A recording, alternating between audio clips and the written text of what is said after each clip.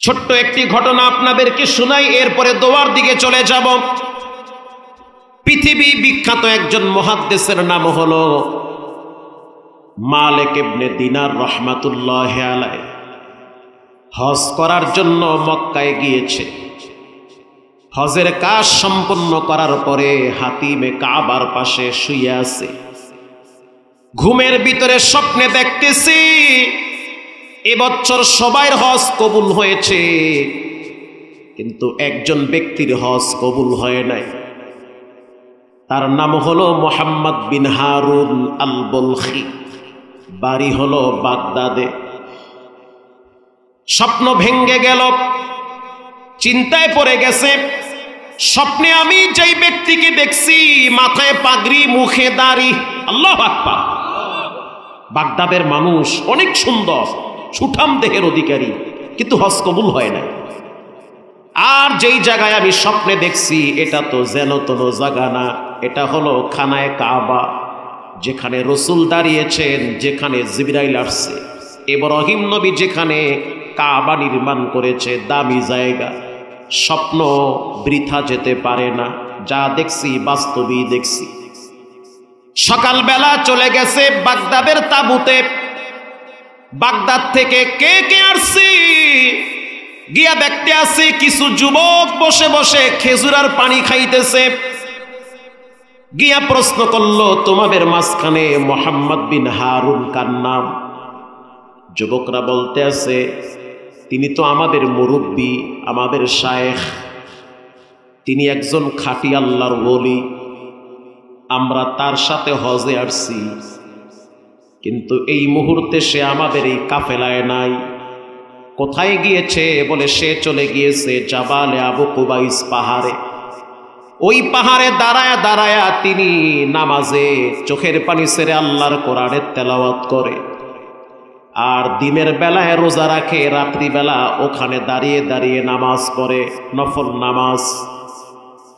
মালিক ইবনে দিনার বলে, আমি চলে গেলাম জাবালে আবু কুবাইস পাহাড়ে। যাওয়ার পর গিয়া দেখতেছি কালো একটা চাদর গায়ে দিয়ে এক ব্যক্তি দাঁড়িয়ে আছে, মনে হইতে আছে একটা খেজুর গাছ দাঁড়ায় আছে, নড়াচড়া করে না। আমি তার কাছাকাছি যতই যাচ্ছি ততই তার চাদরের ভিতর থেকে কান্নার আওয়াজ আমার কানে ভেসে আসতেছে। হইতে আছে বাচ্চাদের মতো ফুফায়া ফুফায়া কান্দে। এই কান্নার আওয়াজ আমার কলিজায় গিয়া হিট করেছে। আমি কাছে গেলাম, গিয়া শুনতেছি সে নামাজে দাঁড়ায়া একটা আয়াত বারবার বারবার পড়ে। সেই আয়াতটা হলো রব্বির হামহুমা কামা রব্বায়ানি সগীরা। একই আয়াত বারবার পড়তেছে, রব্বির হামহুমা কামা রব্বায়ানি সগীরা। বারবার যখন আয়াত পড়ে তখন আমার ভিতরে কামড় মারছে, না জানি কোন প্যাচ লাগছে। নামাজ শেষ করলো, আমি তার সামনে গিয়ে সালাম দিলাম। আমি তাকায় দেখতেছি তার চোখের পানির সাথে রক্ত বায়া বায়া পড়ে। কানতে কানতে চোখের পানির সাথে রক্ত পড়তেছে। কালো দুইটা দাগ গালের উপরে পড়ে আছে, মুখ ভরা দাড়ি, মাথায় চমৎকার পাগড়ি, পকেটে মেসওয়াক। আমি গিয়ে বললাম, আপনার নাম কি? মুহাম্মদ বিন হারুন। বলে, আপনি কেমনে জানলেন? বলে, আমি স্বপ্নে দেখছি আপনার নাম হলো মুহাম্মদ বিন হারুন। বলার সাথে সাথে সে বলল, আপনি ঠিকই স্বপ্নে দেখছেন, আমার হজ মনে হয় কবুল হয় নাই। মালিক ইবনে দিনার বলল, কেমনে বুঝলেন? এই স্বপ্ন তো আমি দেখছি, আপনার হজ কবুল হয় না। মুহাম্মদ বিন হারুন বলেন, 30 বছর পর্যন্ত বাইতুল্লাহ আমি হজ করার জন্য আসি। যতবার আমি লাব্বাইকের আওয়াজ দেই ততবার গায়েব থেকে আওয়াজ আসে লা লাব্বাইক। ততবার আওয়াজ আসতেছে তোমার লাব্বাইক কবুল হয় নাই, কোনো কবুল হবে না, লাব্বাইক লাব্বাইক আমার কাছে কবুল হয় নাই। আমি 30 বছর পর্যন্ত এই আওয়াজ শুনি। উয়ুনুল হিকায়াত ইবনুল জাওজি তার কিতাবে লেখেন, কিছুক্ষণের পর মালিক ইবনে দিনার বলেন, কারণটা কি, কেন আপনার হজ কবুল হয় না? তখন মুহাম্মদ বিন হারুন বলেন, আমি আমার মায়ের সাথে বেয়াদবি করছি। কি বেয়াদবি করেছেন? বলে, আমার একটা খারাপ অভ্যাস ছিল, আমি মদ পান করতাম। জীবনের শুরুর দিকে যখন আমার বয়স 19 থেকে 20 বছর, তখন আমি মদ পান করে করে ঘরে যাইতাম। বন্ধু বান্ধবের আড্ডায় পড়ে নিজেকে শেষ করে দিয়েছি। আমি অনেক খারাপ, নষ্ট হয়ে গেছি খারাপ বন্ধু বান্ধবের পাল্লায় পড়ে। সুন্দরী রূপসী মেয়েদের সাথে আমি উঠা বসা করতাম। আল্লাহর দেওয়া পবিত্র কলব শক্ত হয়ে গেছি। কোনটা হক কোনটা বাতিল এটা আমি বুঝতে পারতাম না। ঘটনাক্রমে রমজানের আগের রাতে আমি মদ পান করে ঘরে আসছি। তো আমার মা বারান্দায় বসে বসে কাঁদতেছিল। মা তো আমারে পেটে রাখছে, মায়ের কলিজায় বড় জ্বালা। এমন একটা সন্তান পেটে রাখছি, যেই সন্তান কিনা সেহেরির টাইমে মদ খায়া ঘরে আসে। আমার মা বলতে আছে, ও সন্তান, ছোট ছোট বাচ্চারা সেহেরি খেয়ে রোজা রাখছে, ফজরের নামাজে মসজিদে গেছে, আর তুই কেমন সন্তান, সেহেরি তো দূরের কথা, রোজা তো দূরের কথা, মদ খেয়ে মাতাল হয়ে পাগলামি করতে করতে ঘরে আইলি। এমন সন্তান যেন কোনো মা তার পেটে ধারণ না করে রে আল্লাহ। ও মালিক ইবনে দিনার, মায়ের এই কথা শুনে আমার রাগ উঠছে। আমি আমার বাম হাতটা উঁচা করে মায়ের গালে একটা চর মারছি। এমন জোরে চর মারছি, মা মাটিতে ভিমরি খেয়ে পড়ে গেছে। যখন মা মাটিতে পড়ে গেল, তখন আমার মা আরশে আজিমের দিকে 2 হাত তুলে বলে, আল্লাহ, আমার এই সন্তানের হাত শক্ত হয়ে গেছে। এমন একটা দিন ছিল যেদিন আমার সন্তানের হাত অনেক নরম ছিল, কচি হাত ছিল। আমার সন্তান নিজের হাতে খাইতে পারত না। আমি মা ভাতগুলা অথবা রুটিগুলা চিবায়া চিবায়া বাচ্চারে খাওয়াইতাম। আমার বাচ্চার এই হাতে আমি চুমা যে কত খাইছি, আর ওই হাত এখন শক্ত হয়ে গেছে, ঘাড় মোটা হয়ে গেছে। রক্ত গরম করে আমি মায়ের গায়ে যখন আঘাত করল, এই বিচার তুমি না করাইয়া কবরে নিও না। আল্লাহু আকবার। এটা বলার পরে আমার রাগ আরো বেশি উঠছে।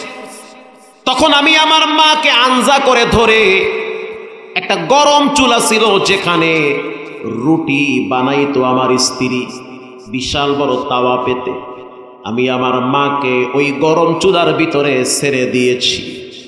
আমার বুড়ি মা ওখানে ভুনা হয়ে গেছে, কয়লা হয়ে গেছে। আমার মাথায় কাজ করে নাই, কারণ আমি মদ পান করছি। আমি তখন ঘুমিয়ে গেলাম ঘরে গিয়ে। ঘুমানোর পর সকালবেলা দেখতেছি অনেক মানুষ বাড়ির চতুর্দিকে মাথায় টুপি দেওয়া। আমি একজনকে প্রশ্ন করলাম, এত মানুষ কেন আমার বাড়িতে? এলাকার ছোট ছোট বাচ্চারা বলতে আছে, তোমার মতো এমন সন্তান যেন কোনো মায়ের ঘরে আল্লাহ না দেয়। আমার তখন মদের নেশা কেটে গিয়েছে। এই যুবক, বাংলাদেশে এমন ঘটনা প্রায় সময় শুনি, নেশার টাকার জন্য সন্তান মাকে হত্যা করে। আগের যুগের বয়ান বাদ দাও মিয়া, বর্তমান বাংলাদেশে অভাব নাই। শুধু তাই না, নিজের সন্তান মা বাবাকে বৃদ্ধাশ্রমে রাইখা মরার পরে জানাজায়ও যায় না। মালিক ইবনে দিনার বলেন, এরপরে তুমি কি করলা? বলে, আমি অনুতপ্ত হয়েছি, ঘরে গিয়া কুড়ালাই না, আমার বাম হাতে আঘাত করে বাম হাতটা কেটে ফেলেছি। মালিক ইবনে দিনার বলে, দেখি। চাদরটা সরাইয়া তাকায়া দেখলো এখান থেকে হাতটা কাটা। এরপর থেকে আমি প্রতিদিন রোজা রাখি, 30 বছর পর্যন্ত রোজা রাখি। আর রাত্রিবেলা নামাজে দাঁড়াইয়া একটা আয়াত বারবার পড়ি, রব্বির হামহুমা কামা রব্বায়ানি সগীরা। মালিক ইবনে দিনার বলে, তুই কাজটা করলি কি? এটা কেমন কাজ? মায়ের গায়ে হাত দেওয়া মানে নিজের বিপদ নিজে ডেকে আনা। এটার তো কোনো সমাধান নাই। মুহাম্মদ বিন হারুন বলেন, আমি এখন করব কি বলেন ভাই? আত্মহত্যা করা যদি জায়েজ থাকতো আমি তো ওই সময় আত্মহত্যা করতাম।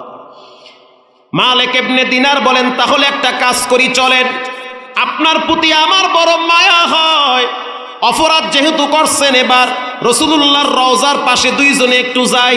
আল্লাহু আকবার। দীর্ঘ পথ পাড়ি দিয়ে আল্লাহর হাবিবের রওজার কাছে গিয়ে মালিক ইবনে দিনার অনেক বড় আল্লাহর ওলি, অন্ধকার রাত যখন হাজী সাপরা ঘুমিয়ে গেছে, মালিক ইবনে দিনার বলেন, আমার নিজের দাড়ি দিয়া রাসূলুল্লাহর রওজার ধুলাবালু পরিষ্কার করেছি।